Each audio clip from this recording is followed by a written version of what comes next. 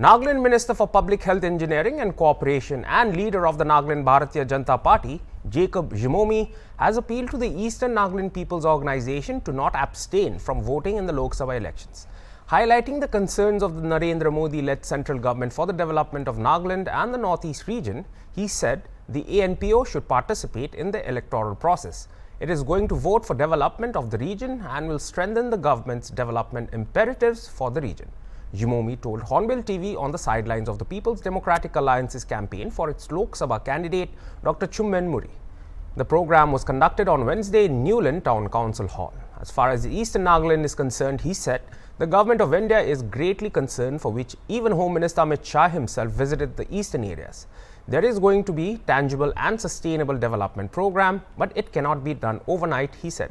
It will take some time, Zhimomi said. Let's have a look at Minister Zhimomi's statements. Thank you so much for joining Hornbill TV for this conversation, sir. Sir, aji apni laga itu PDA aji laga itu apni han speech libi apni ENPO la issue libi aru bishi balra highlight kuri dishe, sir. To apni itu tahan vote itu Lok Sabha election boycott kora la opor ki ko, sir? No, I hope good sense should prevail, because as I have mentioned, this is a national obligation as an Indian citizen to the last man standing on the last village. It's an obligation. And therefore, I think they are going to vote for their future, for development.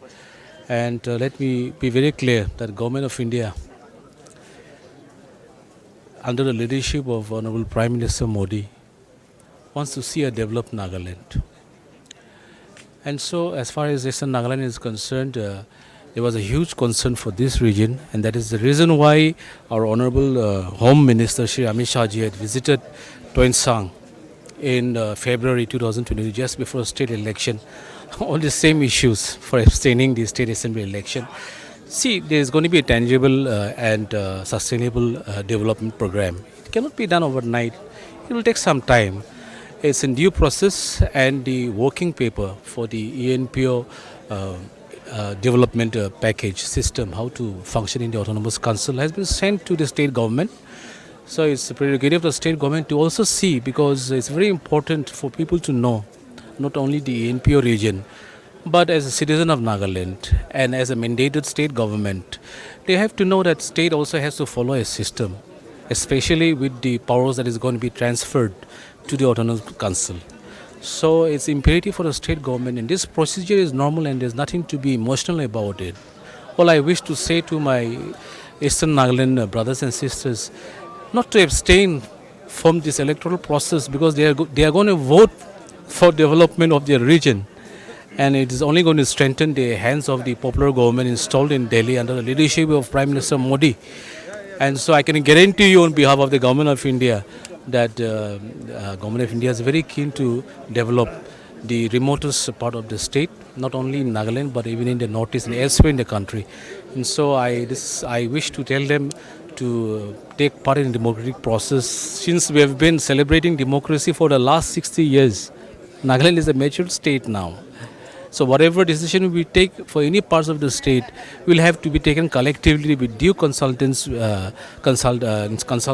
with our people. So this is what I would like to say. Yeah. Yes, sir. In your speech, you have also mentioned something regarding the written statement you are talking about the working paper. So can you please highlight? No, I cannot comment on that.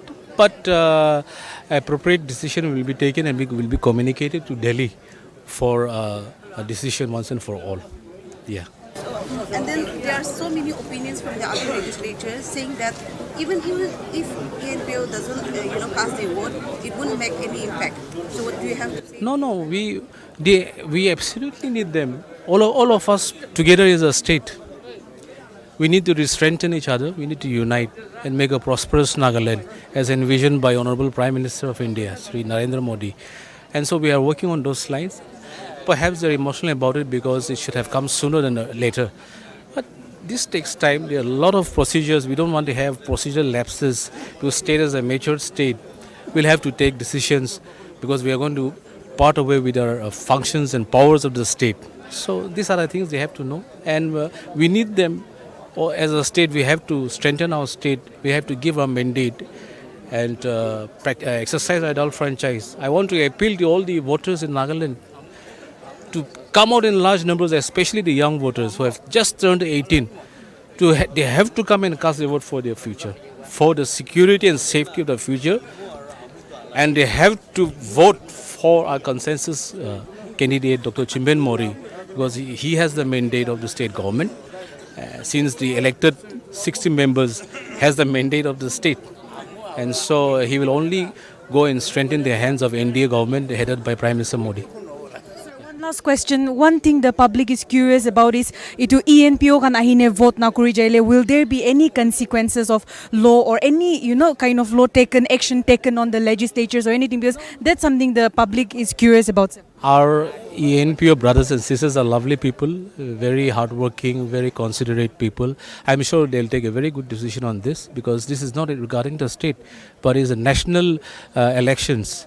It's a constitutional obligation which they, as a citizen of India, they'll have to cast their vote. It's only good for them. They'll be voting for their future.